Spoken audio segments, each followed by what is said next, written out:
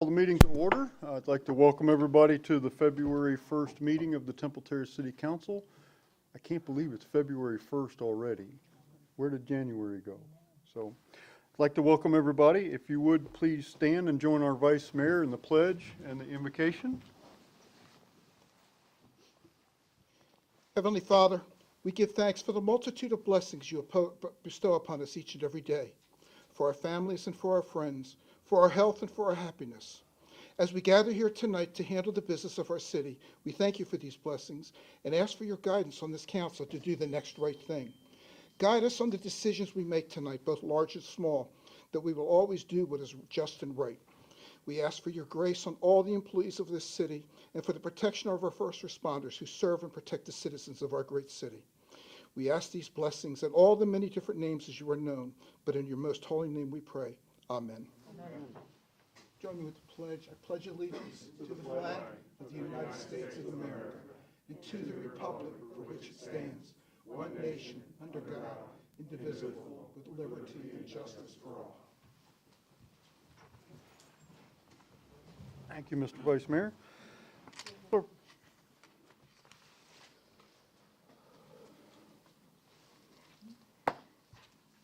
Pause for a moment for a little housekeeping here.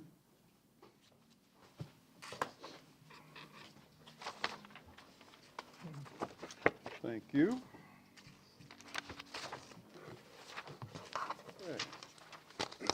Okay. We're good. I'd like to call Miss Sylvia Adams to the podium. Welcome, Miss Adams. Thank you.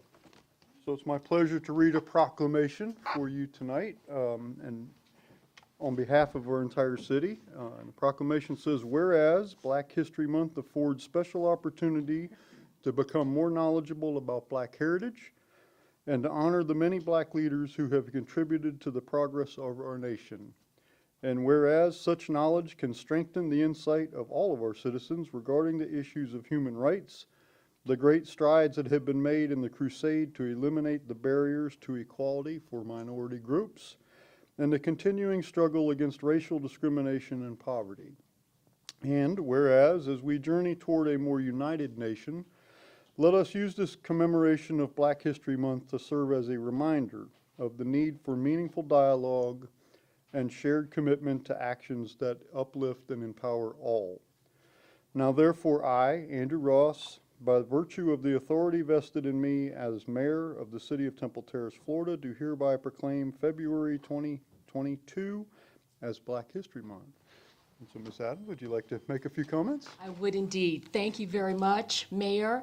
My thanks to you. My thanks to the members of the Temple Terrace City Council. My name is Sylvia Adams. I am a community volunteer. I have lived in Temple Terrace for over 31 years. And I have watched this city grow and change, and certainly this proclamation is evidence of that. So I applaud the city leaders for recognizing the diverse population that lives here within the city of Temple Terrace. I just want to take a brief moment to emphasize one point in the proclamation, and that is that while we celebrate Black history in February, let's be very clear about something. Black history is American history. It is one piece of cloth sewn together with pieces of cloths from many other groups to create this quilt that we call American history. And when we acknowledge our history, both the good and the bad, it allows us to forge a more equitable and fair future for everyone. So again, I thank you all and happy Black History Month. Thank you, Ms. Adams. Very well put. Well, stay up. Don't go away.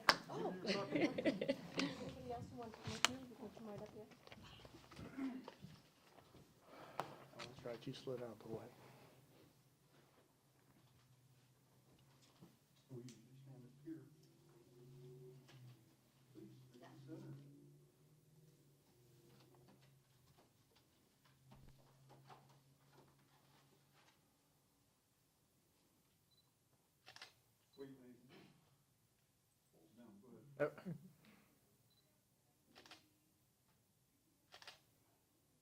Thank you.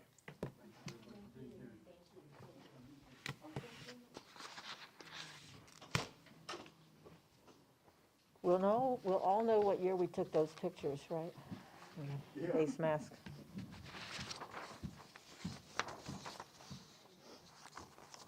What is that you say, we smile with our eyes? Is that Yeah, how you- I hope so, yeah. Next item on our agenda is a presentation from AECOM regarding hydrostatic strength test for the FGT pipeline. And Lauren Brooks from AECOM Project Manager and Senior Transportation Planner is here to explain. Hello, welcome. Hi there, good evening. Thanks for having me today. Again, I'm with AECOM, Lauren Brooks. I represent Florida Gas Transmission Company. I'm here to inform you about some maintenance work that's being done within your area.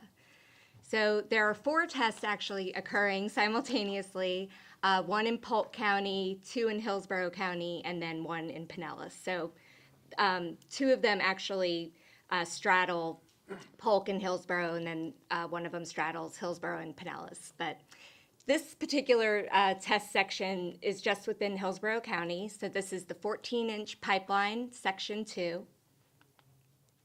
So Florida Gas Transmission Company, they're a natural gas provider. They operate along the Gulf Coast of the United States. They provide natural gas for Hillsborough County, and the 14-inch pipeline serves Tampa and the city of Temple Terrace. Since Florida Gas is a transmission company, it actually provides service to electric utility companies and local distributors, who then in turn provide service to smaller businesses and residences. So this is a federally mandated test. It's their standard common practice. It's all in the name of safety. We're testing the integrity of the pipeline. So again, it's kind of maintenance work, precautionary.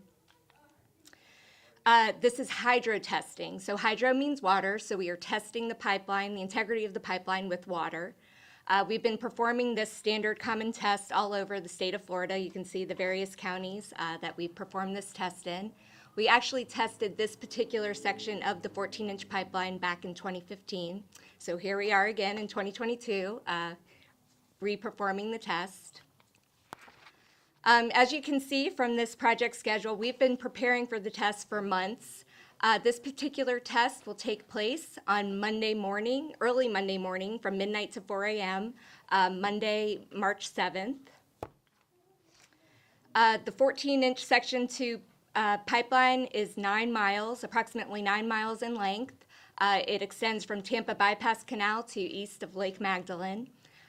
We will be testing all 9 miles at once.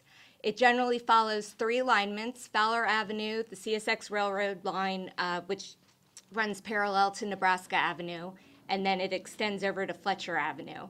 It traverses unincorporated Hillsborough County, and then again the cities of Temple Terrace and Tampa. So here is an overview of where this particular section of the pipeline is located. So I'll kind of go through the detail of how this test is performed. So about a week ahead of the test, we will remove gas from the pipeline. No service will be interrupted. The folks that operate off of the Section 2 piece of the 14-inch pipeline will simply be transferred over to a different pipeline. So again, no service will be interrupted. Once the gas is removed, we will fill the pipeline up with water, and we will put the water under pressure. Right now, the pipeline currently operates at 750 pounds per square inch, or PSI. We will ramp that water pressure up to 1,500 PSI. So 1,500 PSI, water under that type of pressure can pack a punch. So meaning it's known to take out asphalt of a road. So out of safety, we are closing off some roads and lanes, again, just for safety reasons.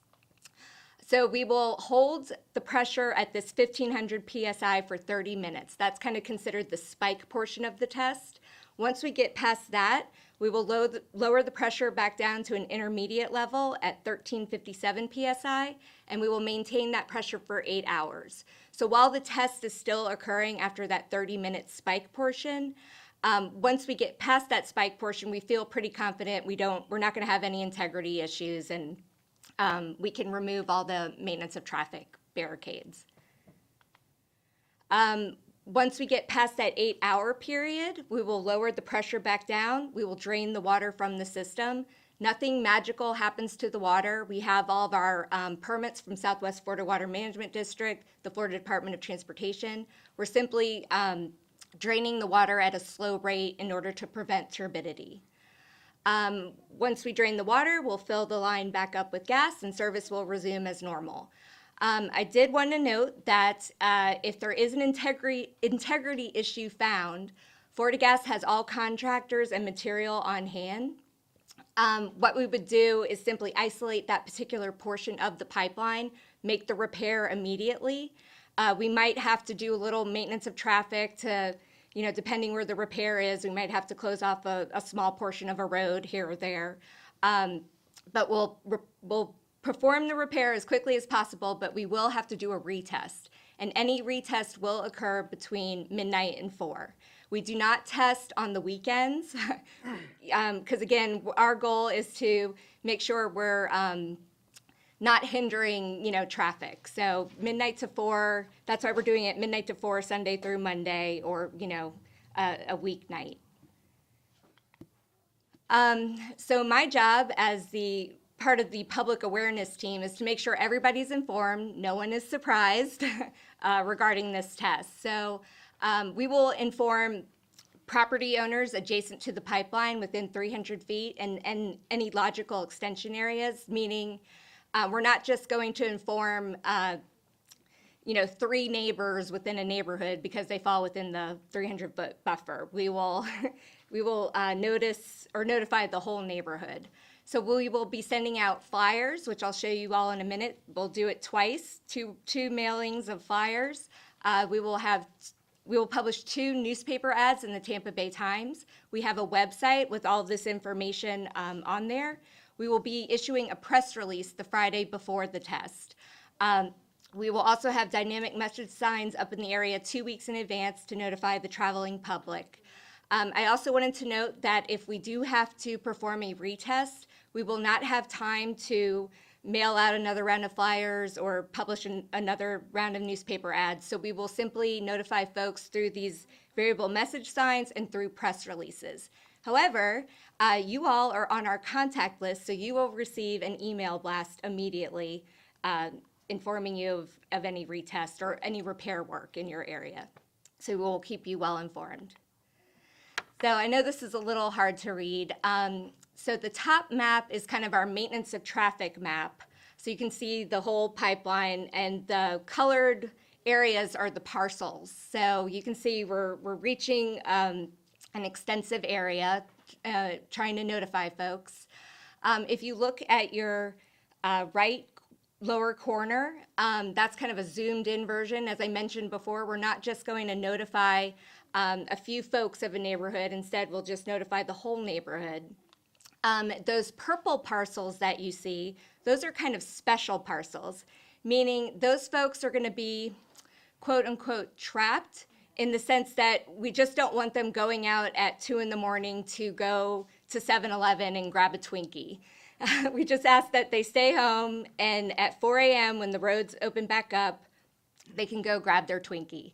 But I want to underscore the fact that emergency vehicles will always be able to access any area at all times. FGT is not here to hinder what they need to do.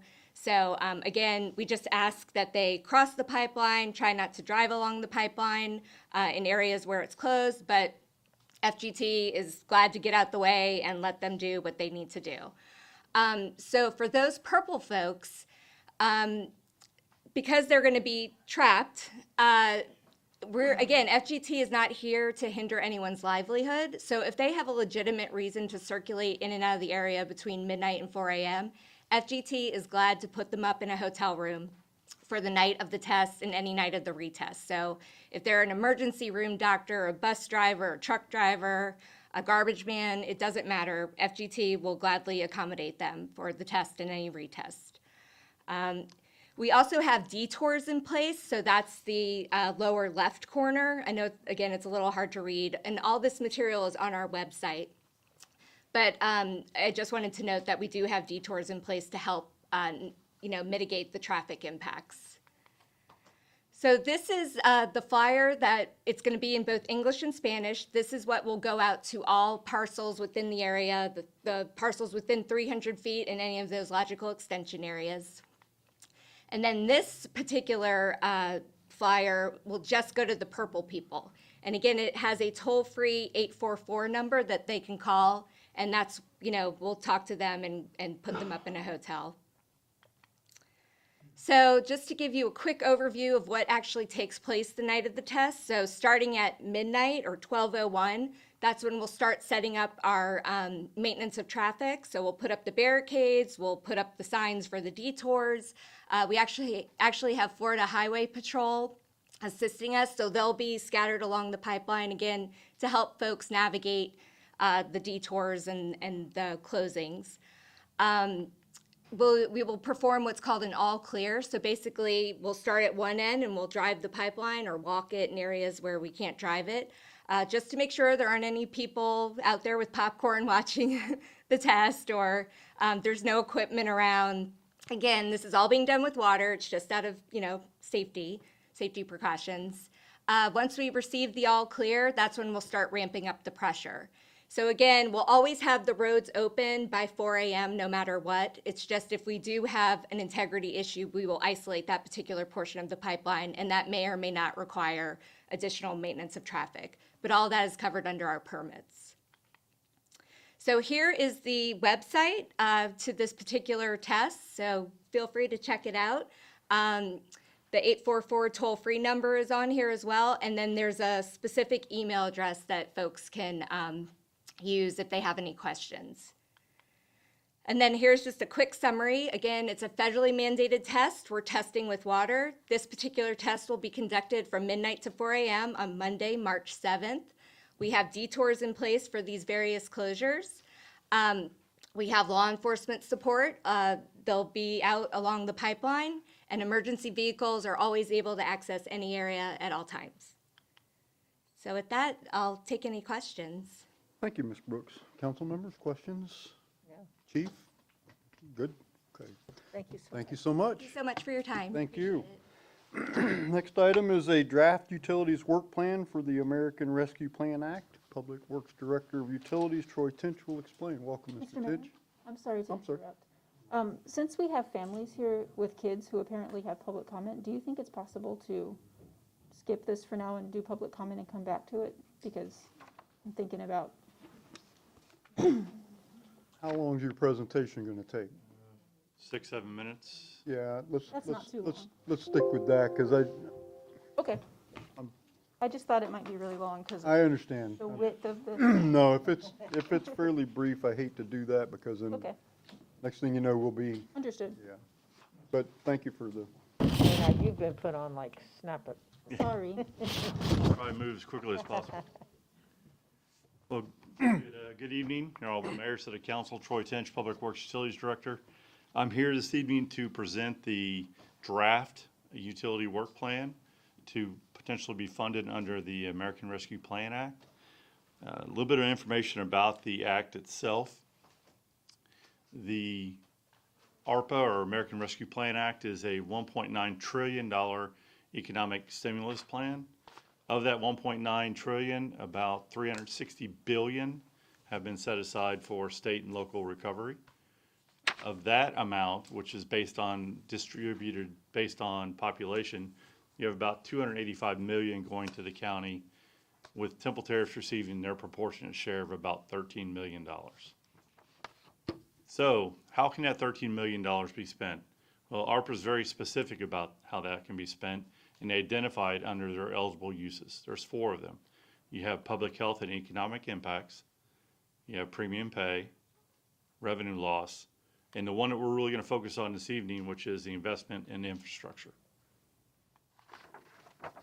So city management sat down and looked at the $13 million and came up with a preliminary distribution. Right now, we're looking at approximately $2 million for revenue loss.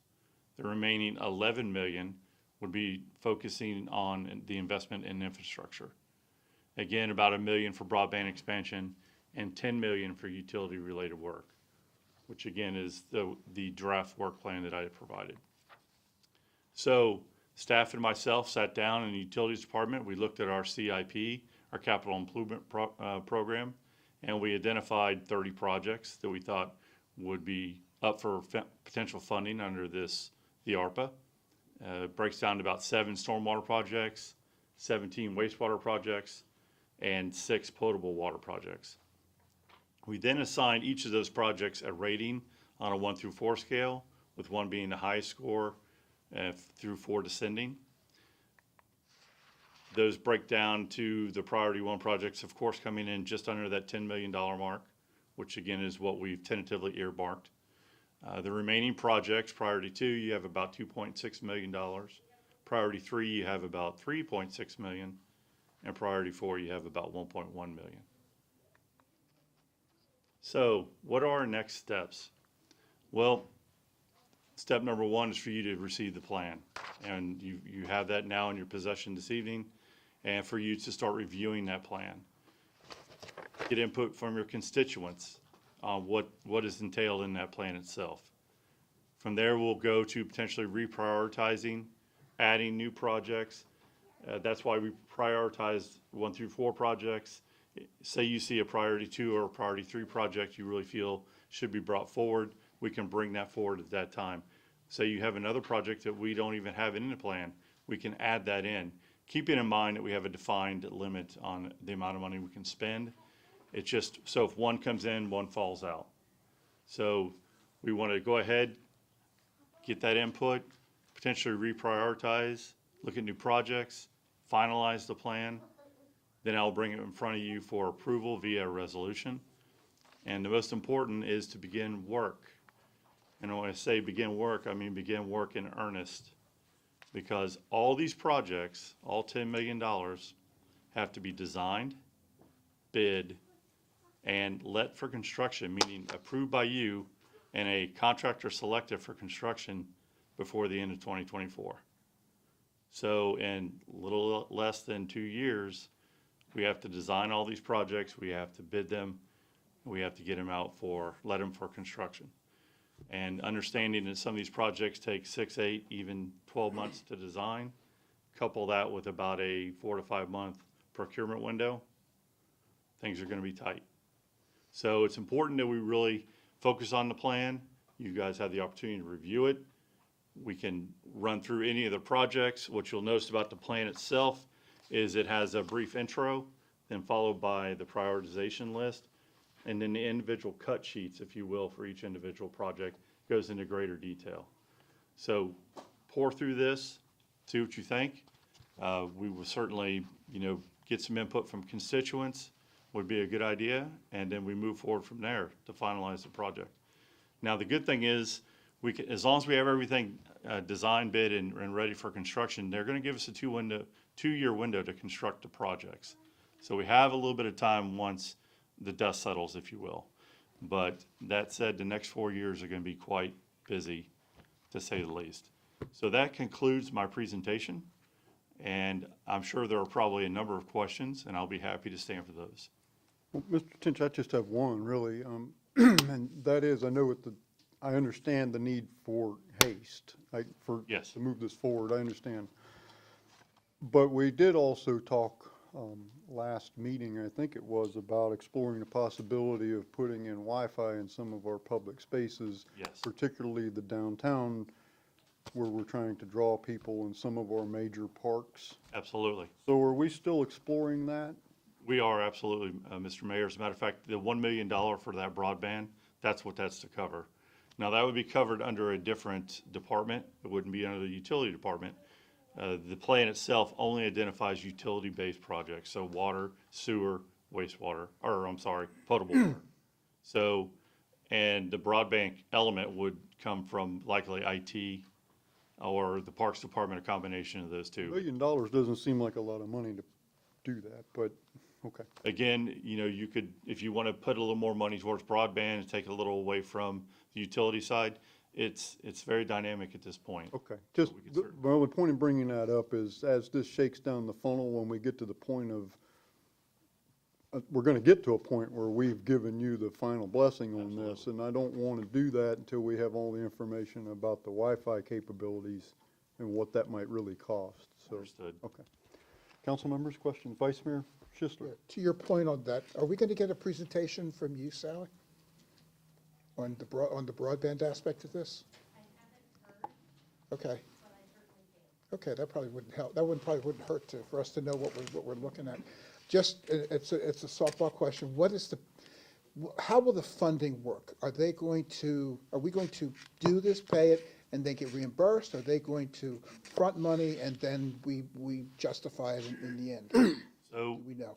as I understand it, speaking with finance this afternoon, we already have 6.1 million, basically half the amount in our coffers. Because they've So- already funded part of it. Right, so we can go ahead and start funding these projects.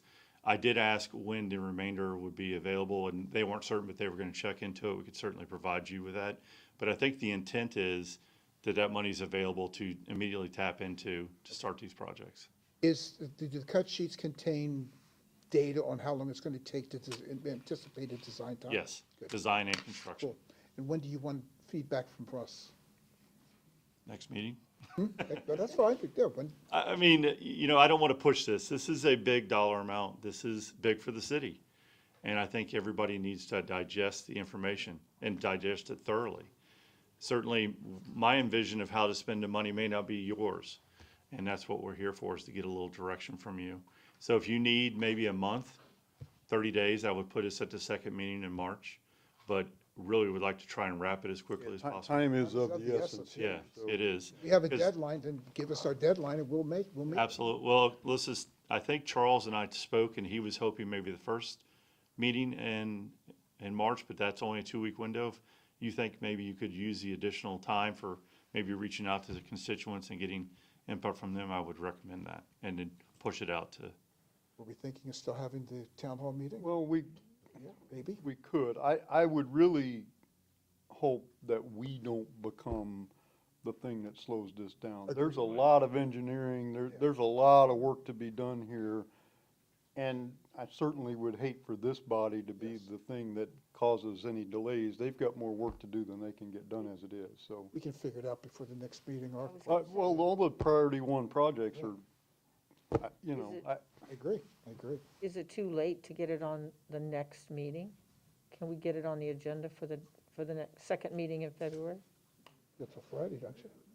I would just have to finalize everything by the end of the week, finalize the project. So probably what would happen is you would come back to me on the first meeting in March, say, yes, you approve of it. I would then bring it before you via a resolution second meeting.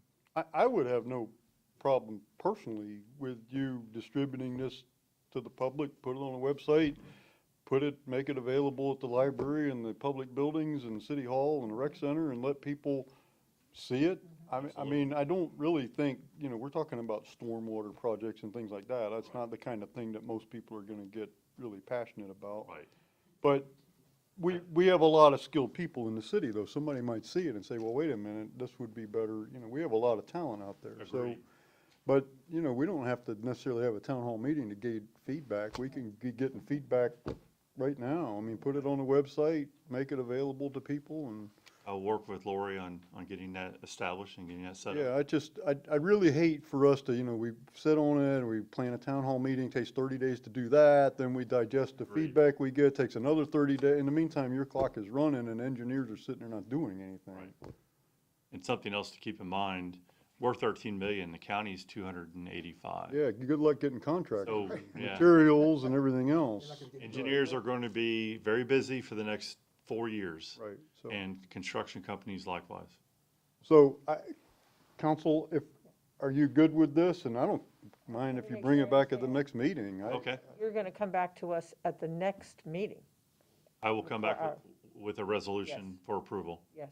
Is that, And I was just gonna say, I believe we could even, if I bring it back for resolution for approval, if you want to tweak something minor, I believe we could do that as you make that approval. It would just be maybe a Scrivener's type change, or is that possible? If for some reason they wanted to move something to a priority one that's now a priority two. Okay. the only thing I would ask in the resolution is that there be some kind of language in there that allows us to modify Yeah, the work absolutely. schedule, because we don't have the broadband information we need, and that might come in 2 months from now. in which time we might say, well, we want to abandon this project and go, because I don't really think $1 million is going to be enough. Maybe it will. Right. But I see some budget modifications coming on that. I don't think $1 million is going to be enough money, but I think we could craft something that would handle that. yeah, just put something in there that gives us that flexibility so that, you know, we get the broadband information later. We can say, well, we want to spend 2 million on that instead of 1, or And if I'm not mistaken, you're just approving the plan. That doesn't mean that you couldn't change a priority 1 to a priority 2, like, well, and vice versa down the road. Because you're approving the plan as it is, it doesn't mean that Right, but all Troy, priority you- 1s will be constructed. you're telling us that this pipe is a priority 1. I don't think anybody up here is going to tell you, no, that's a priority 3. I mean, we don't know the pipes, Sure. so. Thank you. This- Reasonable plan? Good. Okay. Good. Thank you, Mr. Thank you very Tim. much. I will see you next council meeting. Okay, ladies and gentlemen, if we can have a quick motion to approve the minutes, we will move on to public comment. Motion and a second. Is there discussion of the minutes? If not, all those in favor signify with aye. Aye. Any opposed? No nays. The minutes are approved. Ladies and gentlemen, we are now at the point of public comment. So I don't think this is going to be an issue, but I see more requests coming in. So the council has an existing rule that we set aside 30 minutes at this point in the meeting for public comment. If the public comment exceeds 30 minutes, and I'm doing I don't think it will, but if it does, more people come in, we'll go a little bit over 30 minutes if there's 2 people left. But we need to get on with our agendas. So after 30 minutes, we pause the public comment section, and then we resume. For anybody who hasn't had an opportunity to speak, we do that after we've dealt with our agenda items. I don't think that's going to be an issue unless more people come in, but in any event. So a 3-minute time limit is imposed on all public comment, all comments from the public. We do ask that speakers approach the podium and state your name and city of residence for the record. And we do like to assure you that we do take all your comments seriously, and we do follow up on them. So who has the children? If I don't know your names, but if you'll come up, those with kids, ladies and gentlemen, I'm going to let them go first. If you want to come up, so that you're welcome to stay, but that gives you the ability to leave also. You're going to do this solo, Dad.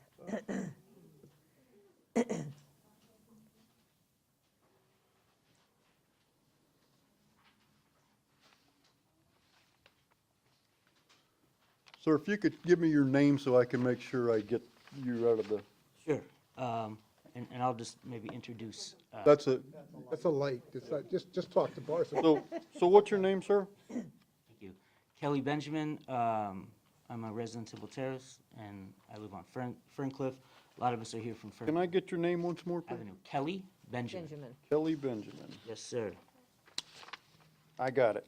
I want to thank, Welcome, Mr. Benjamin. yes, Vice Mayor Schischler and Councilmember Abel for talking to me about this issue. I know it was brought up, I think, the last council issue about the sidewalk request for Ferncliff Avenue between Bellevue and Glenarvin, which is a block away from River Hills Elementary School, where many of our children attend.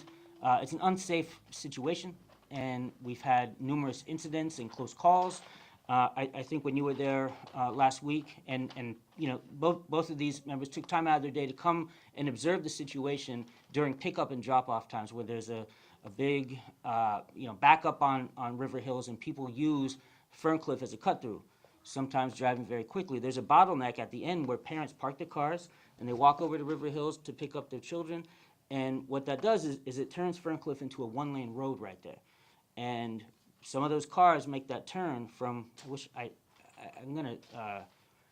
I sent a picture, I think, Mayor Ross, I sent a map to you with a little line to indicate where I'm talking about. And I have some other photos and material I can send to you as well.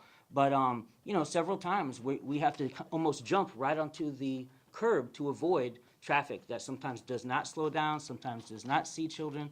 So we're here today to request a sidewalk. We also have a petition that another member of our group is going to, we've been around to a lot of the residents there to talk about it. Vast majority are in favor. I listened to the meeting that you had 2 weeks ago where I believe it was a city manager who said, why don't they just walk over on River Hills? And the problem there is that it's the opposite direction of the school, number one. Number two, River Hills is like a highway. Once parents drop off their kids or pick them up, they try to book it back to 56th Street as fast as they can. So that becomes like a worse situation than what we're dealing with already. Anyway, I'd like to introduce a couple of children who live on Ferncliff Avenue who had a couple of things to say about the need for a sidewalk, if that's okay. They're on your 3 minutes. All right, let's do, all right. You can take your mask down and state your name, and you can read. Go ahead.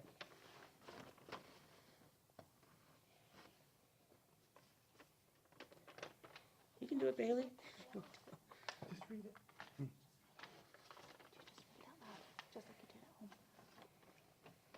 Why we need a sidewalk? Ferncliff Avenue needs a sidewalk. I think we need a sidewalk so people walking to school don't need to go to the side of the road every time. Normally cars park on our street, so there's not enough room for people to go by if another car is coming. Cars usually go fast on our street, and it makes me nervous and scared. Scared when I'm walking, biking, or scooting. I don't want anyone to feel scared, nervous, or both when they are on our street. That is why I think we need a sidewalk on Ferncliff Avenue. This is Zora Benjamin of Ferncliff Avenue. Speak loud. People are going too fast. We need a sidewalk so we can walk to school safely. I do not want people to go fast.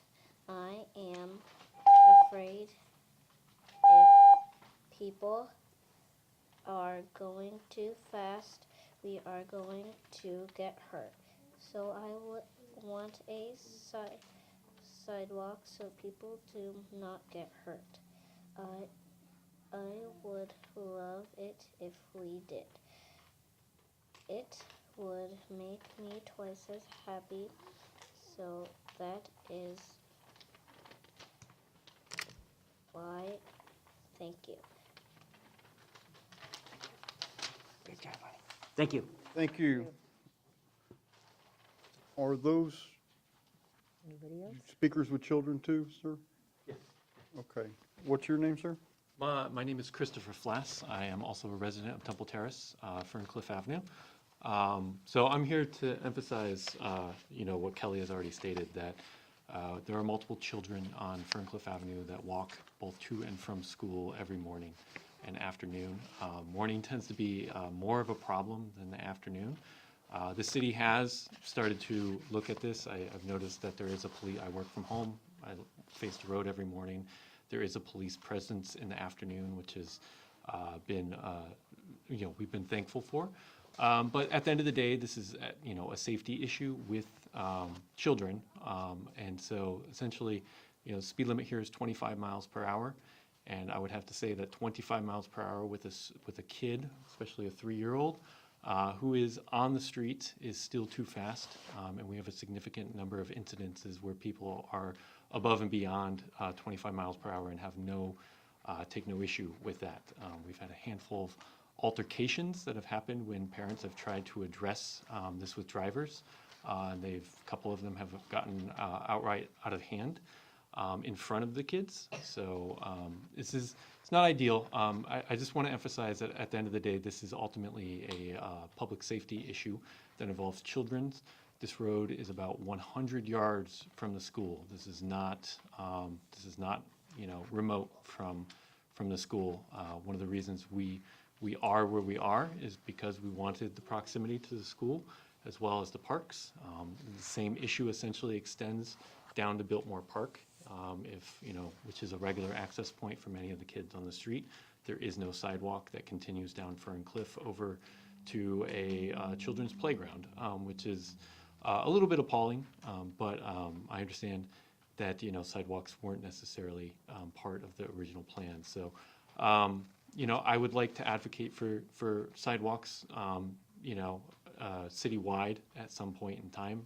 I know that's a big process. But as these requests come in, this one in particular has to do with public safety of children in what really should be a school zone, though it's not. So, you know, as much as enforcement is, you know, beneficial and helpful, it's not going to solve the issue. We can't enforce 24/7, and a sidewalk would remove the immediate threat. So, you know, I don't know if everybody's aware, but Florida is the most dangerous state in the country for pedestrians, more deaths than any other state. The greater St. Pete and Tampa area, Temple Terrace included in that zone, is the 8th most deadly city in the country, greater city area in the country for pedestrian deaths. And it's mostly due to either lacking infrastructure or non-existent infrastructure. So. I have some other Flasses, I'm assuming are the same family. One of them was. Which one? Bailey Flass. So I have a Rihanna. Rana? I can't, did I say it right? Is it Rihanna? Welcome, ma'am. My name is Rhiannon Flass. I'm a resident of Temple Terrace. And again, we have been here for 3 years. One of the reasons we moved to the location in Temple Terrace was because we are walking distance from a grocery store, from 3 different playgrounds, from the school, from the post office. The walkability of this area in Temple Terrace was a huge draw for us. We would like to be able to do it safely and without the heart attacks that we have on a daily basis when we're walking with the children, where a car comes speeding by and the children are on their scooters and they're biking and doing the normal outdoor things that children should be doing. But it's in a dangerous situation when the cars are going by and they are going by fast. Not nearly enough of them slow down when they're going. Even at 25 miles an hour, it's fast with the little ones. And even when they're going 40 miles an hour, they often don't slow down. They still go by us at that speed, and it is terrifying.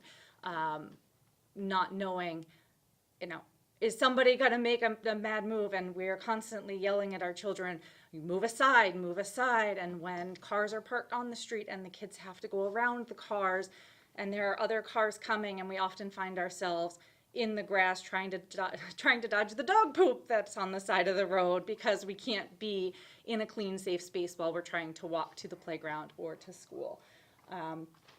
We really, really would appreciate your consideration in this matter, so that we can more fully enjoy it without being so worried and so anxious about the safety of us and our children as we're going about our daily business and our walks to school, but also to the parks and the playgrounds and the grocery stores and all of the wonderful things that Temple Terrace has to offer. Thank you. Thank you, Ms. Flass. Matthew Palm.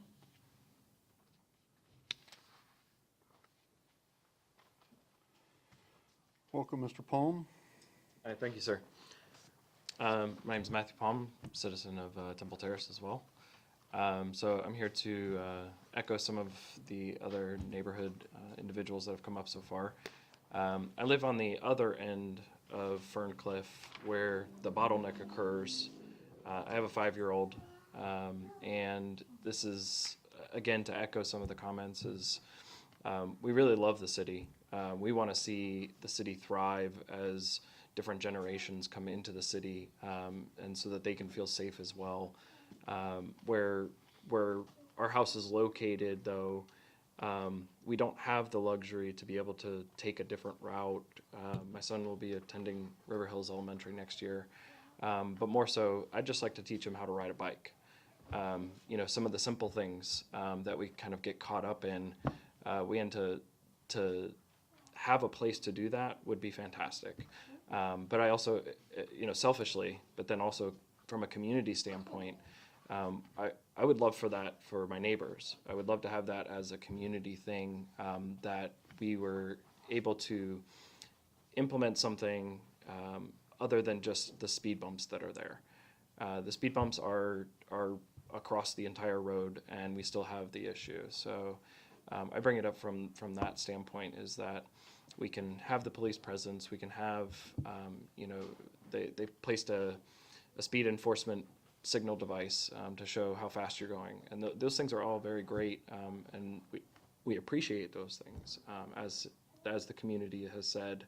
And so this would bring it into another level of appreciation, I think, for myself and my family. So, thank you. Thank you. Thank you, Mr. Palm. Katie Turner. Hi, thank you so much, Mayor Ross, City Council members, the staff members who are here today. My name is Katie Turner. I actually used to live at 340 Ferncliff, where Mr. Palm resided. And then in May 2020, my family and I relocated right around the corner to Bellevue Avenue.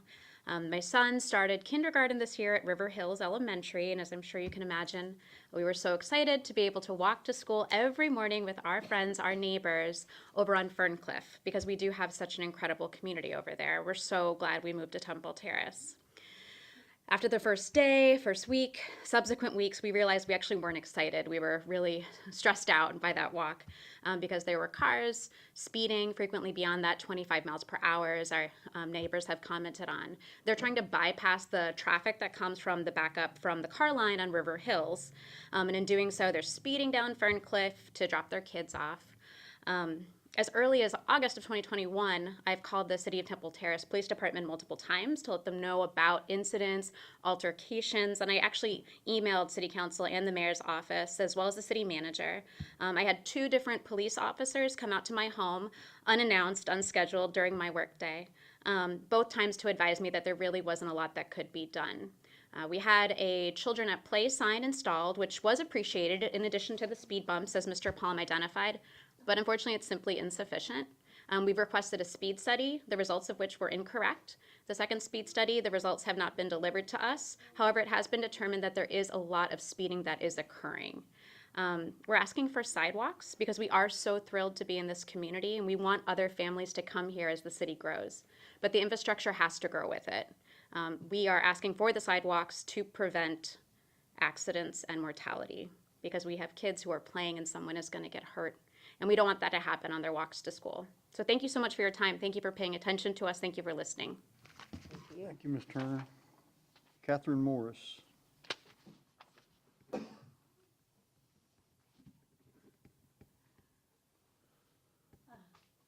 evening, City Council. My name is Catherine Morris. I do have a petition. Can I just pass these around to everyone?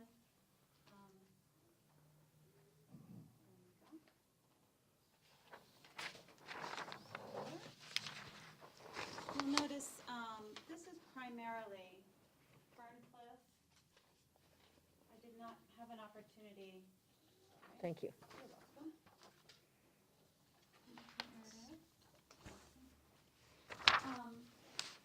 Again, my name is Catherine Morris. I reside at 332 Ferncliff. My daughter, Zora, is a first grader at River Hills. Much echoed like a lot of the other neighbors who got up here. We really love the neighborhood. We were very excited that she could walk to school, and I'm excited that it's an IB school and that it's just a wonderful institution and continues to grow and become better and better. So with that said, that school has changed from what it originally was. I believe 7 years ago, it was just a neighborhood school. And then the community residents got together and said, we want to improve our school. And so they made it an IB magnet school. With that, we draw people from all over the county. So it's not just people walking to school, which luckily we can have that opportunity, which is what we love about it. And so many other young families moving in with, well, maybe not so young, but other families moving in with children also are very appreciative that the school is a wonderful school and it's so close. But it's drawing people from all over because it's a magnet school. So you have lots more cars than were there 7 years ago. As a result, you have 3 different streets that are coming together onto River Hills, creating that bottleneck. And because they're driving distances to get to work afterwards, they're driving very quickly, both to and from when dropping their children off. So as you know, you've heard many of the stories already from our children, from the other neighbors. This is a dangerous situation. But I'd like to point out that with these new families that are moving in, we're increasing our property values. You know, we're putting money into our homes, and therefore we're increasing tax base as well. And this is the kind of infrastructure that will continue to increase our property values and continue to make our neighborhoods better. So I don't want to belabor the point that it's clearly dangerous. I think we've made that very clear, but I also want to point out that with this increased tax money, this is what we're asking for as citizens of Temple Terrace. We're asking for the infrastructure to be put in place. You'll notice on all of the zip code or the addresses that are odd are the ones that are the families that would be immediately impacted. So I talked to everyone on the street. I tried to, and everyone was in agreement. Except for there were 2 families that I was unable to talk to at the very end, but I know verbally they're both in agreement, but I wasn't able to connect with them prior. So the majority of people are in agreement on that street, that they agree that the sidewalk is necessary. And then I would like a little bit more time to get a few more signatures as well, but this was just what I was able to do within the last couple of days. So I just wanted to finally say, please don't let another 20 years go by. Thank you, Ms. Moore. Thank you so much. Thank you. I'm having trouble reading this. Is it George? Yes. Okay. I can't, you'll have to help us with the last name. My great handwriting, thank you. My name is George Zwerko. I'm a Temple Terrace resident, been here 5 years now. Love the neighborhood.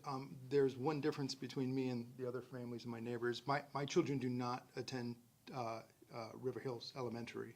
I have a 4-year-old and a 7-year-old. But like children in the neighborhood, they all gravitate toward one another. And we have a wonderful population of children that play together.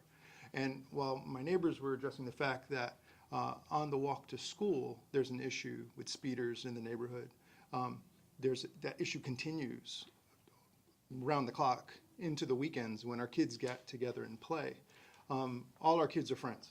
We have 10 kids that'll show up on our lawn, and they're running around all over the place, up and down the driveway, across lawns, just having a great time. And of course, they're oblivious to what's happening around them. But then we have speeders just coming through on a Saturday, on a Sunday.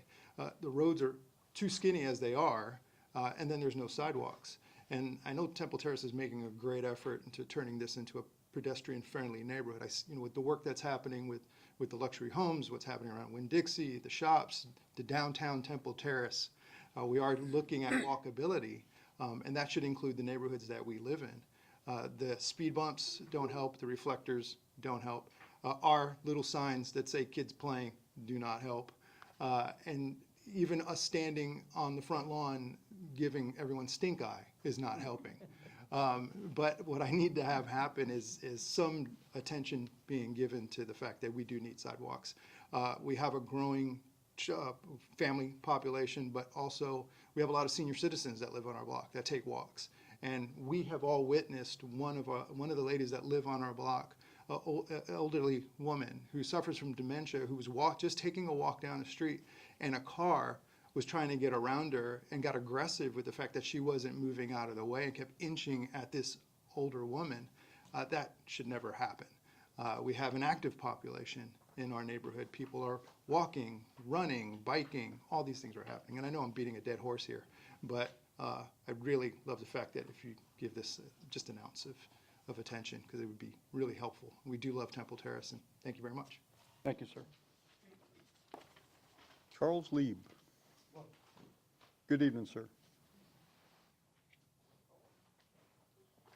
Good evening to you all. Nice to be back again after a couple of years.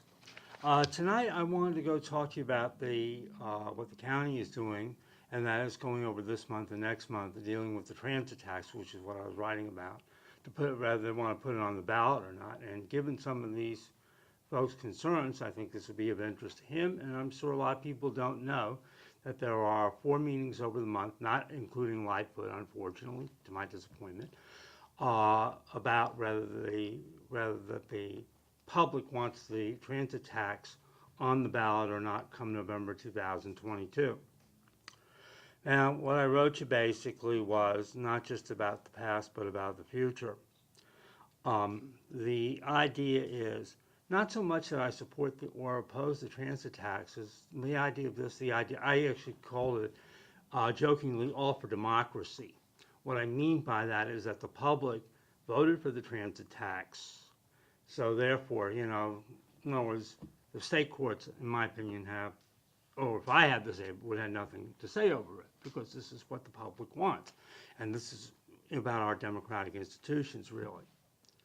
One of the big issues on there, and I wrote on this, was about the idea of a citizens advisory committee. Now, in almost 20 years ago, Miami-Dade County passed a half-penny sales tax, and they had a citizens advisory committee. Nobody's hardly said a word about that. Why? Because they knew how to do it in Miami-Dade County. So therefore, I did want to mention that, and if this gets passed down, maybe there would still be a citizens advisory committee should the referendum be on the ballot. Now, the other thing that I'm concerned about, assuming that it would pass, would be the idea of accountability. That's a big issue, plus help for low-income people who would have a problem paying the tax. And I put this within my letter, my 3-page letter too.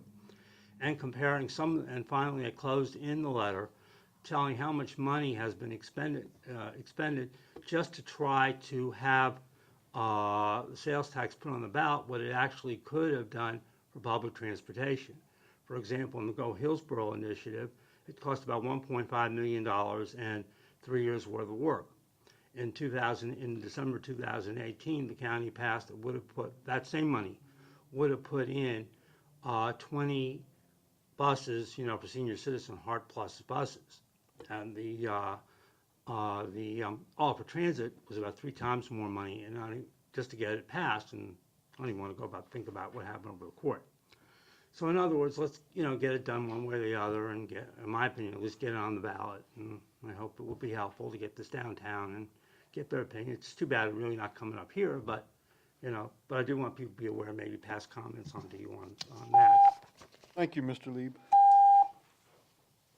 Alyssa Hines, I'm sorry, Alyssa Hines.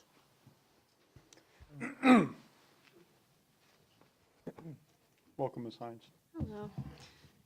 Actually hate coming up here every time I do it, but okay.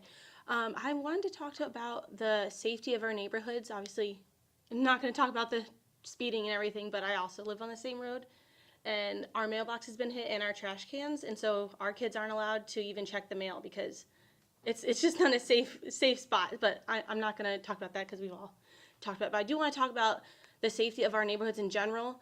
I don't know. I wasn't planning on talking, so I don't actually have the dates, but in 1 week, they found 2 dead bodies within less than a quarter mile from our houses in the river. Those type of things aren't normal, things that we want our kids to be in a neighborhood raised. When we go up to, walk up to Starbucks or walk up to Winn-Dixie, I've seen an increase in homelessness and, other people out there like that. And it's just not, even on our, Nextdoor apps and other Facebook pages, we just see like an increase in crime. And notifications in the Temple Terrace area. And my husband's born and raised here. His whole family was raised here. I'm not from here, so maybe that's just how it's always been, and I'm just have to get used to that. But it's not necessarily somewhere. Yes, we have schools and parks and neighborhood activities and everything like that. Rec center, which is great for the families, but the safety is not my #1 concern for our family. And if I can't trust that my kids can go up to the store and get a candy bar or whatever. As they're growing up, it's just not a very safe place for families. And I know, being from the outside, looking in, like trying to get families to come into our neighborhood, and what they see online is a lot of crime and those type of posts or whatever they see online. That's not. I just wasn't sure if there's something as a community that we can do to involve to take care of those type of things. I have no idea how to do that. That's just what I've noticed as a family. I love, we love Temple Terrace. It is a great area, but it's just the safety part is what's very concerning. And so I just wanted to put that out there. Thanks. Thank you, Ms. Hines. And that is the last request to speak. If you'll indulge me for a minute or so. First of all, I want to say that our crime rates in Temple Terrace are extremely low. If you go online and compare our crime rates to Tampa, unincorporated, Pasco, Plant City, any other place, you will find that our city is extremely safe and our crime rates are very, very low.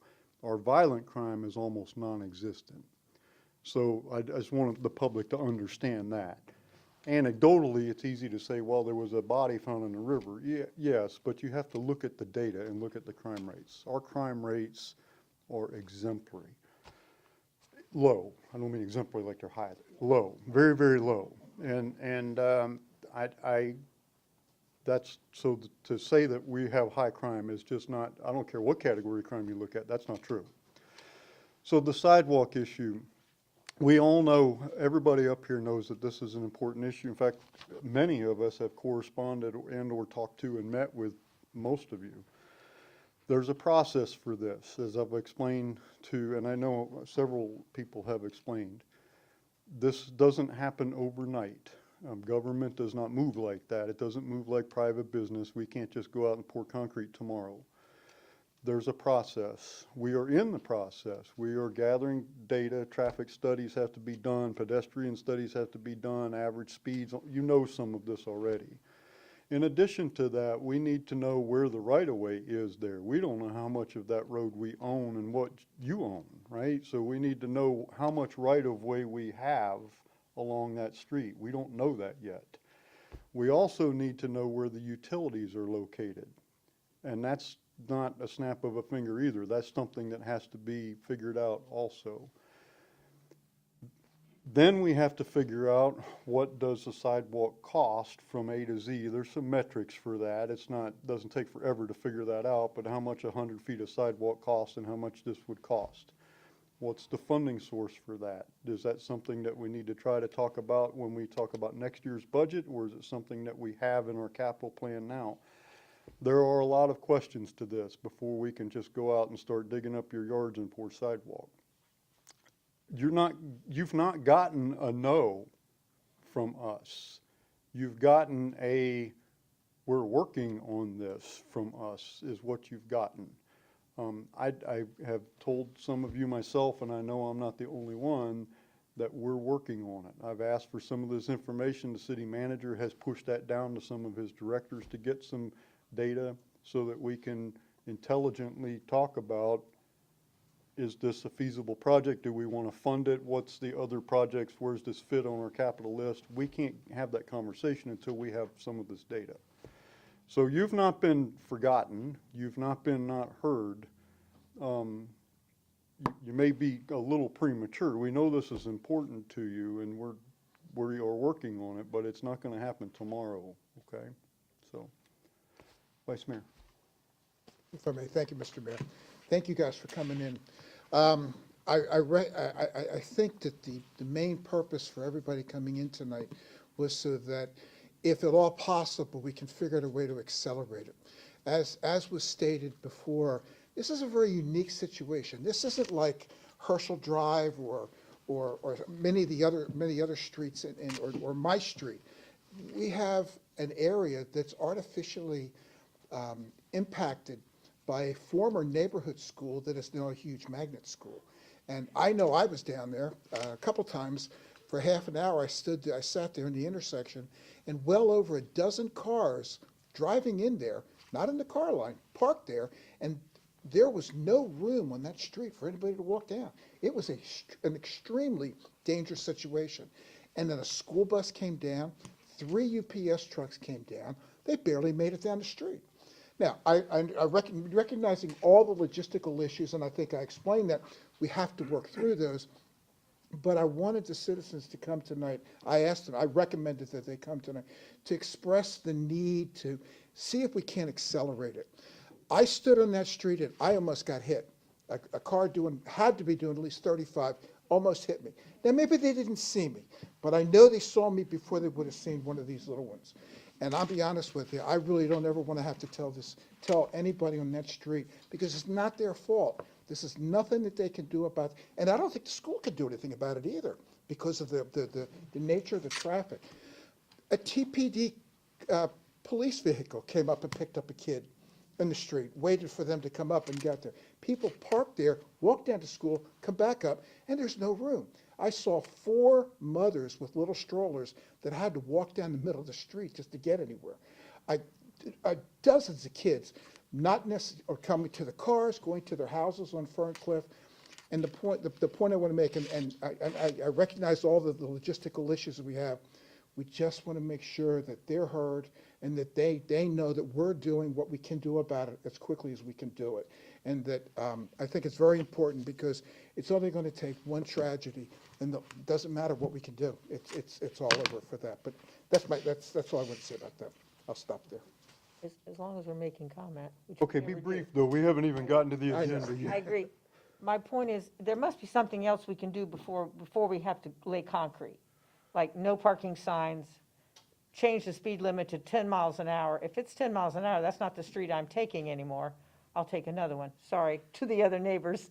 But my point is, there must be some things we can do that we can do quickly. Like no parking seems to me like a no-brainer. If people are parking, they're just going to have to figure out another way. I mean, they shouldn't be parking there and walking their kids up, causing if the UPS truck can't get down there, something's wrong there, right? Or no parking except on one side of the road, or there's got to be some things we can do. So let's say to the neighbors, and thank you so much for coming. It's so wonderful to see you here, really, and understand, just like the mayor said, we're not going to say, okay, we'll get to you in 2 years or by the time your kid's in the 5th grade.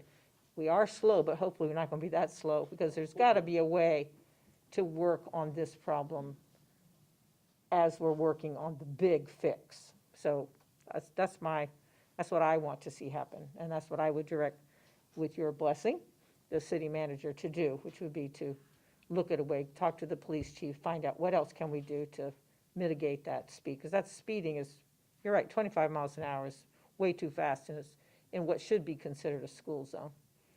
It's a shame it's not a school zone, because that would help it a lot. Have you approached the Hillsborough County Schools? What makes a school zone? Is it a? That's a complicated question. Yeah. Yes, I know, I'm aware. You don't just pop up. Oh, I am fully aware. There's a lot of metrics. Just thought I'd throw it out there. That's, yes, and all of that request that you've heard, all of that has been made to, that work direction has been given to the Okay. city by us. Okay, good. already. So we just need to stay on it. Okay. To make sure that we get answers in a timely fashion. And you, like I said, you haven't gotten a no, you're not getting, I mean, we recognize the problem, all of us do. But it does take a little time for us to work through this, and so that work direction has been given already. Yes, Chief?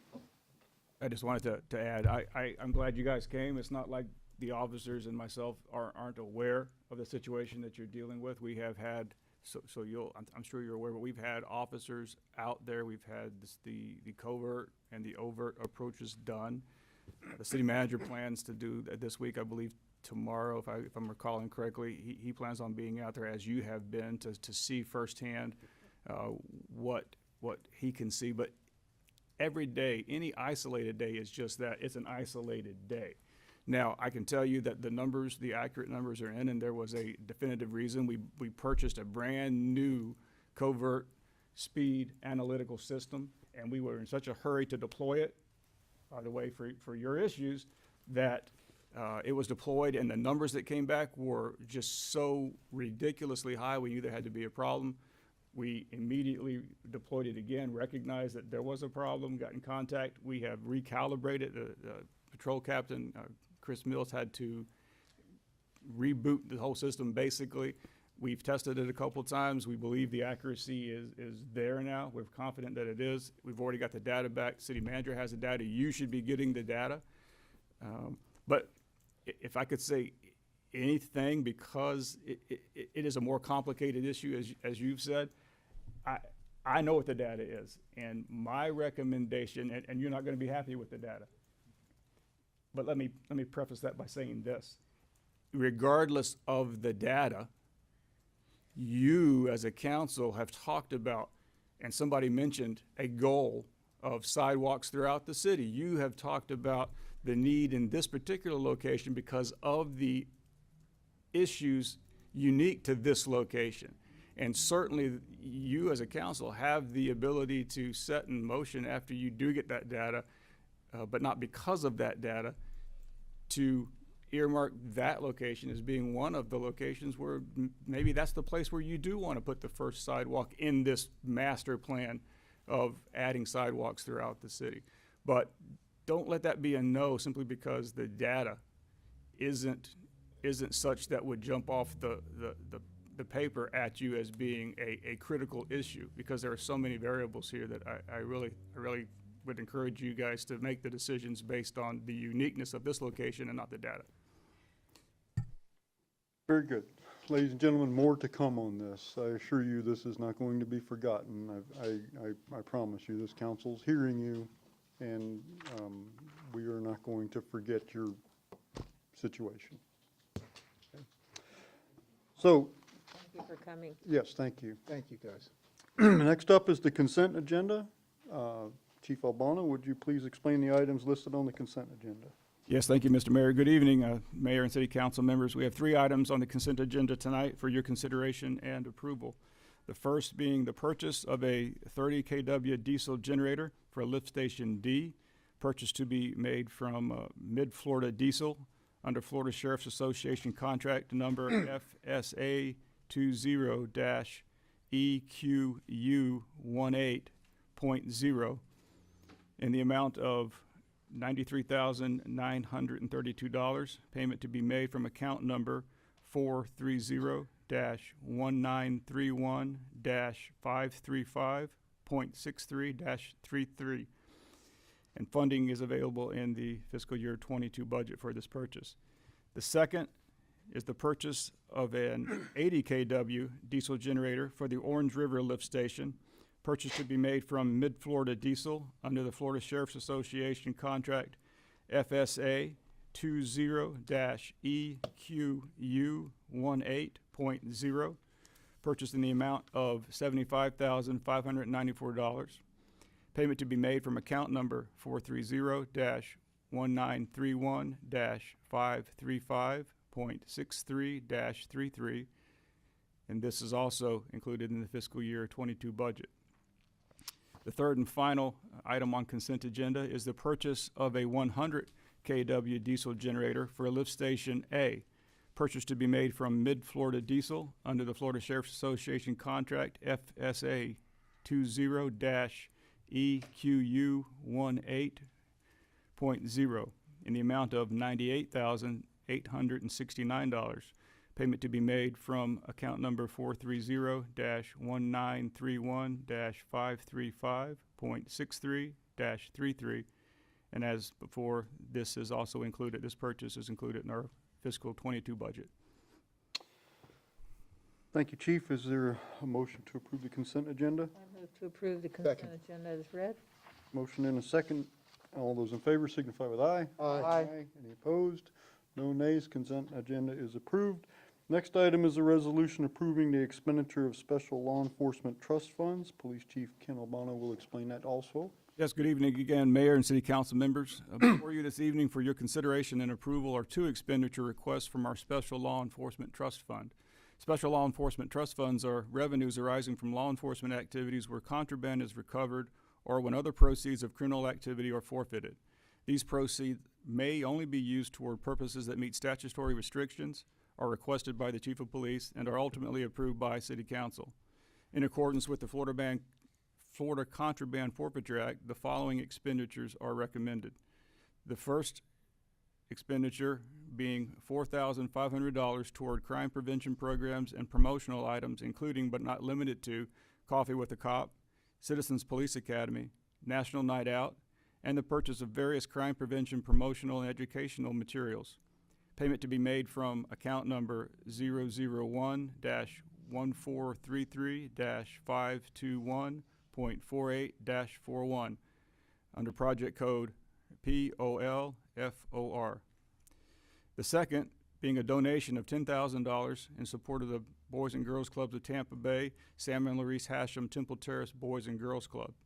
Donation to be made from account number 001-1411-521.82-20, also under project code POLFOR. The foregoing forfeiture expenditures, collectively totaling $14,500, comply with the statutory requirements of the Florida Contraband Forfeiture Act and, upon receiving council approval, will be utilized toward the aforementioned purchases and donation in accordance with established city procedures. Upon the expenditure of the above listed forfeiture funds, a balance of $38,544.94 will still need to be expended or donated in accordance with Florida Statute Section 932.7055, subsection 5, subsection C, 3, in support or operation of drug treatment, drug abuse, drug prevention, crime prevention, safe neighborhood, or school resource officer programs. In testament and assurance of this, the required certification document has been signed by me and attached to the agenda item. It is recommended that the City Council adopt a resolution approving the requested expenditures from the Special Law Enforcement Trust Fund totaling $14,500. And with that, if you have any questions, I'll answer for you. Thank you, Chief. Are there members of the public who wish to comment on this item? Seeing none, council member, questions? I think it's a great way to spend your money. Move to approve. Second. Motion and a second. Is there discussion on the motion? If not, all those in favor signify with aye. Aye. Any opposed? No nays. Resolution is adopted. Thank you, Chief. Council business. Obviously, this has been an eventful week in Temple Terrace with the arrest of one of our employees, unfortunately. I'm not sure how to open this discussion, but if there's any discussion of these events, this would be the appropriate place for this to happen. Councilmember Abel. Well, first of all, I'd like to thank you, Mayor Ross, for your leadership in handling this situation. From back in August, you knew what to do when those allegations came forward, sent it to the FDLE for investigation. And yesterday in the press conference, you spoke to our values and our ideals in Temple Terrace. Even though something bad happened, you know, that's not what we are. And I appreciate what you've done in this difficult situation. You did say one thing in the press conference, though, that bears repeating, that this was one employee and it's not reflective of Temple Terrace and its staff as a whole. And that's true. We have many great employees who will always choose to act with integrity. But this occurred because there was no proper oversight of this director who reported directly to the city manager. And I hate to discuss this without him here, but this is a hard conversation and it's one that we need to have. In the press conference yesterday, the FDLE representative very clearly stated that this is an ongoing investigation and that Mr. Stevenson was not the subject of this particular probe.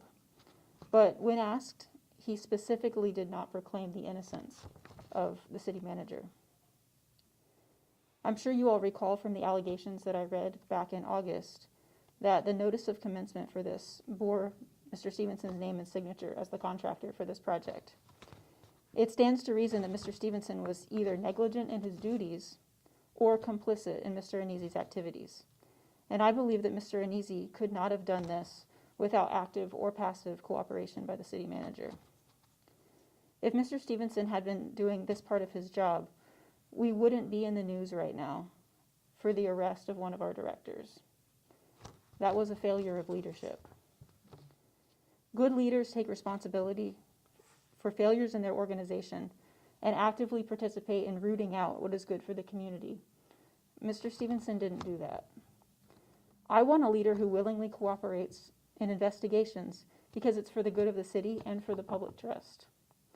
You know what they say. They say, the innocent have nothing to fear. The bottom line here is, I can't trust Mr. Stevenson. I don't trust him to manage his people or tell the truth about what happens under his watch. I don't trust him to choose the right thing with any consistency. I don't trust him to go through proper procedure in selecting contractors or dealing with employees. And I can't work with someone who I don't trust anymore. The residents and employees of Temple Terrace deserve better, and we deserve better.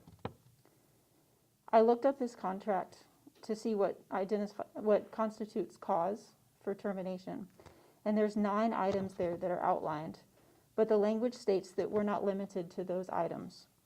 Some items that jumped out to me were A, failure to perform the duties of the city manager's position in a satisfactory manner. G, willful disregard of city policies and procedures. I, insubordination or deliberate refusal to follow the instructions of city council. Within the last few months, I've seen each of these in Mr. Stevenson's actions. pertaining to this and other issues as well.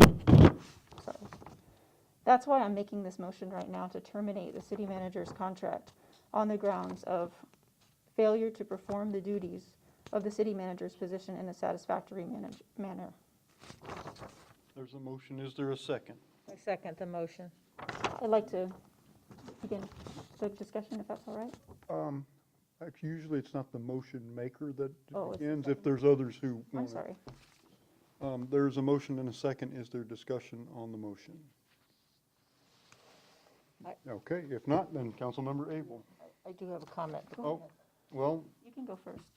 No, I too looked up the contract, and you're exactly right.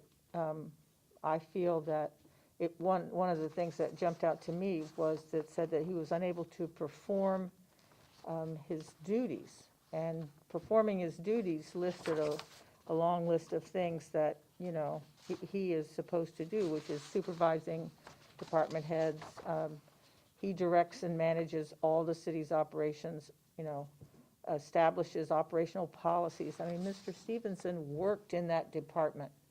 He knows the rules and regulations of working in that department.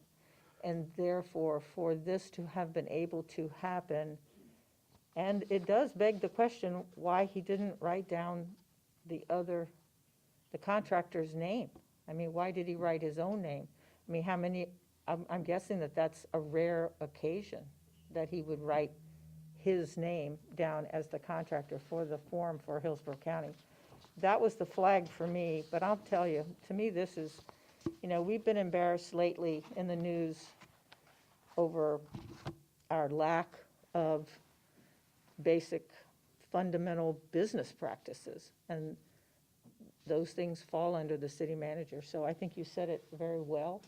I've got myself a written page as well, but there's nothing that I need to add to that.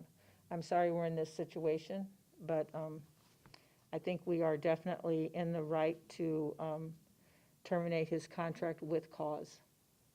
That's my comment. Councilmember Abel? So whether or not the ongoing investigation pertains to Mr. Stevenson, the outcome we heard yesterday is enough for us to make this decision. I don't need to wait to find out what else is going to happen. Furthermore, I've been reflecting on this for a while. Temple Terrace is a municipality in America, and we have a system that divides government into branches as a motive and means to prevent abuses or misguided actions by another. We have checks and balances. And this is basic civics, and they're in place to ensure that one branch of government doesn't have too much power. And Mr. Stevenson has shown again and again that he doesn't want to be checked and he doesn't want to be balanced. And this is implicit in the council manager form of government. That's how it's supposed to be, that our city charter outlines for us. What we need here is a city manager who respects that and upholds what's good for the city. That's all. Motion and a second. Is there further discussion of the motion?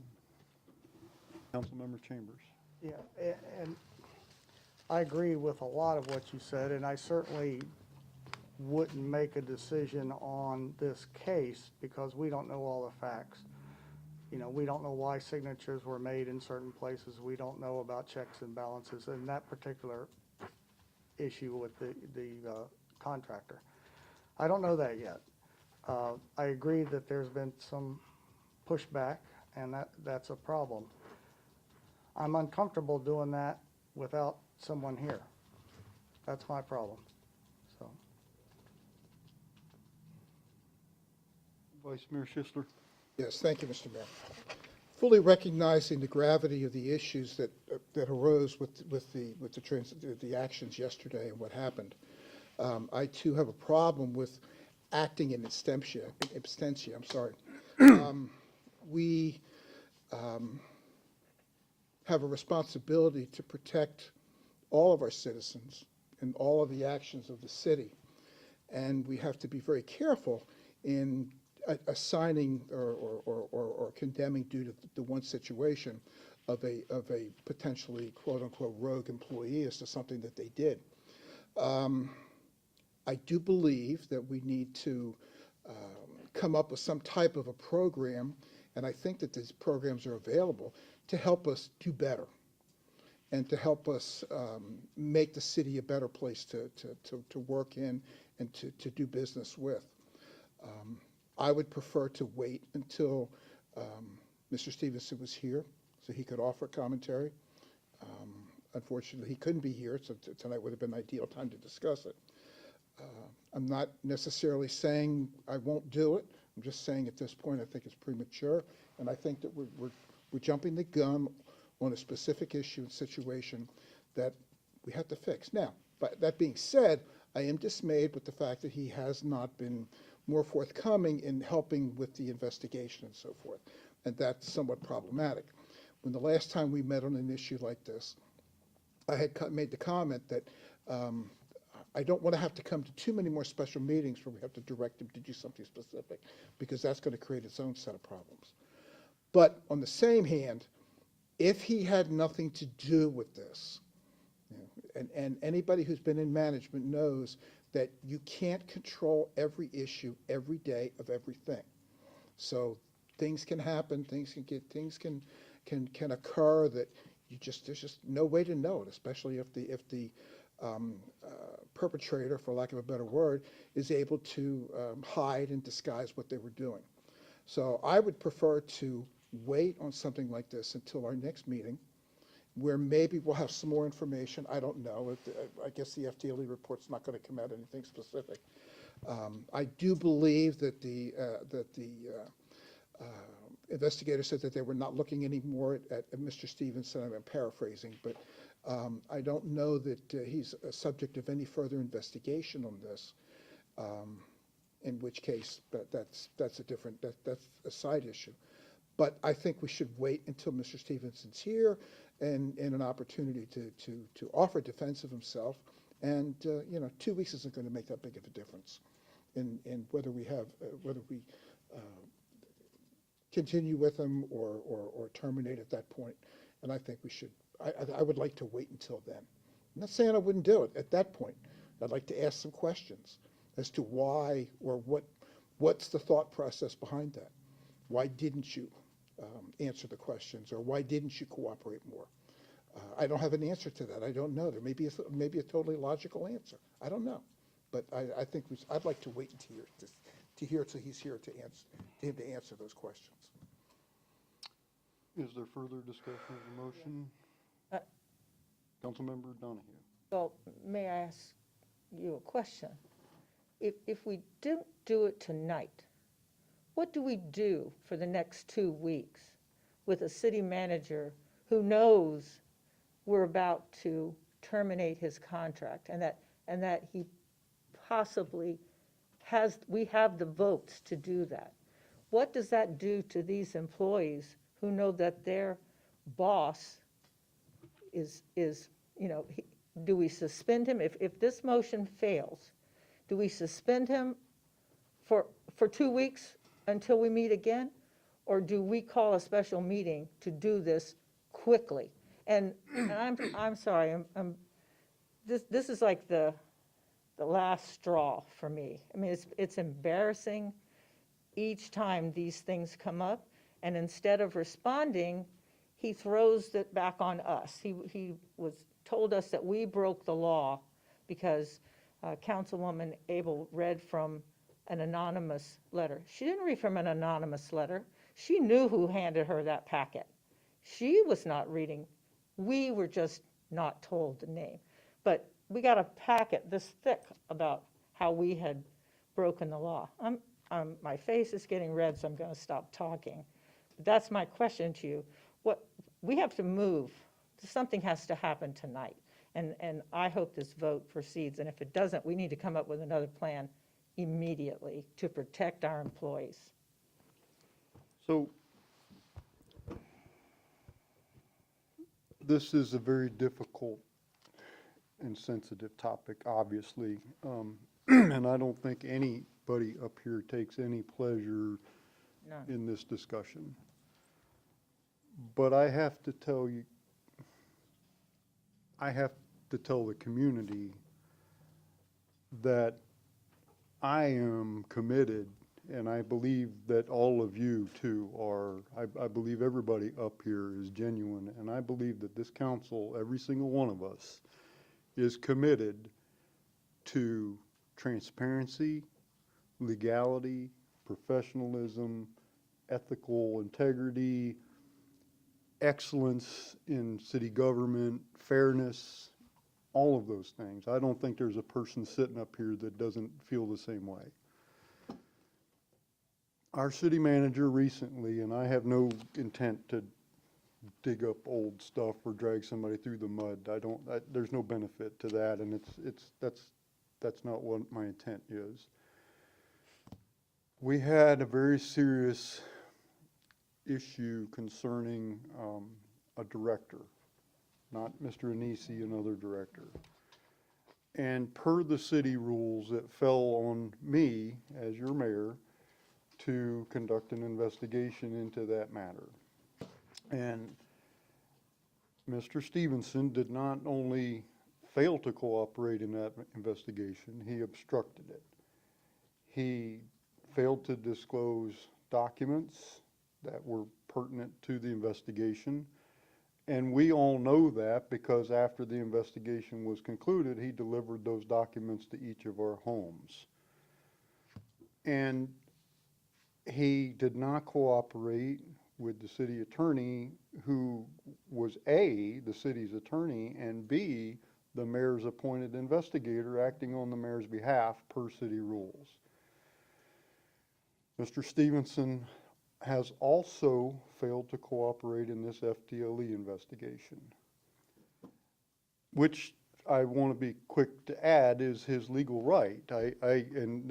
And his exercise of his rights in no way infers guilt at all. Somebody has the right to exercise their rights without inferring guilt.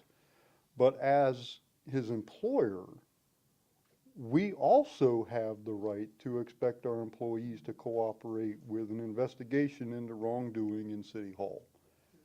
He did not do that. This motion is not going to fail, and I take no pleasure in that. The biggest regret I have is that I try very hard to get this council to make unanimous decisions when possible. I believe that everybody up here is sincere and genuine in their service to the city. I hate to see this happen on a 3-2 vote, but if it must be, it must be. So, is there further discussion of the motion? If not, all those in favor signify with aye. Aye. Those opposed? Unanimous? Unanimous. Okay. I need just one moment, please.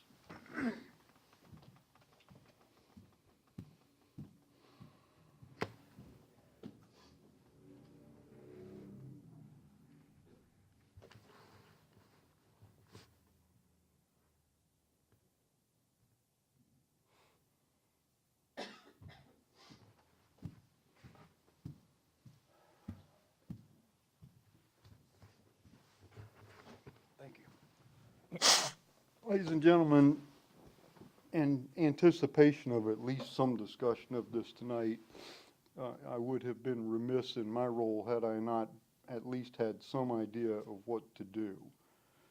I had no idea what the outcome of tonight was going to be, but obviously I knew it was going to be discussed.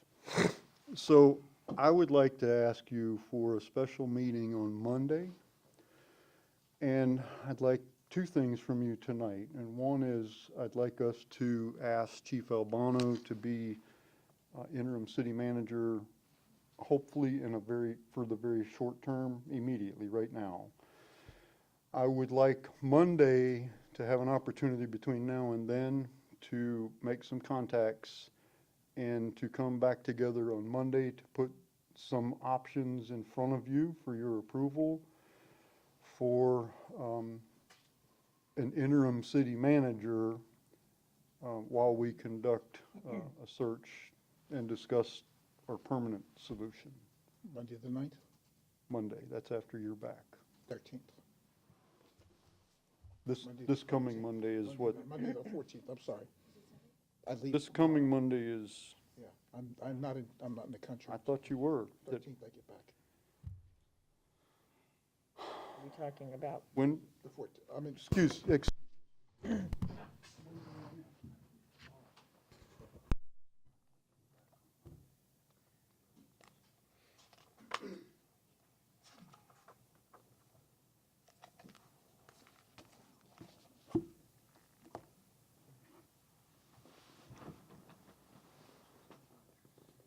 Sorry, are we just discussing scheduling up here? Okay, because yes, I know. the council members talking and I we know. can't hear. I apologize. We're discussing I could hear scheduling. him. It was only dates. Yeah, it's dates. I would like to hold our special council meeting on Monday, this coming Monday, Okay. 6 p.m. Okay. Evening? Yes, 6 p.m. in the evening. And at that time, we'll hopefully have some options for moving forward. Is that acceptable? Yes. Does that give you sufficient time, Madam Clerk? City Attorney, is that, That's fine. okay. What happens tomorrow morning?